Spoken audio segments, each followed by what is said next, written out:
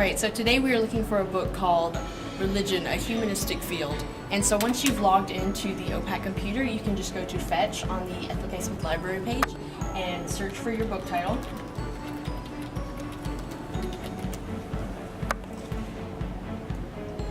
Once you've found it, you can find the call number right below the title, right here under call number. So I'm going to go ahead and write that down so we can find it in the stacks.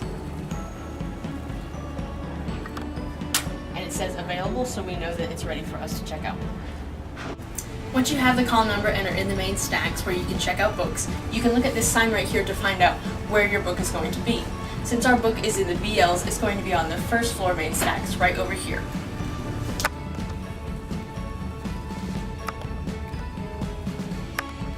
Once you find the flag with your call number on it, you can go and look through the call numbers of the books and locate the book that you are looking for. For instance, we are looking for Religion, a Humanistic Field, which is right here. Once you find a book you'd like to check out, you can come to the circulation desk.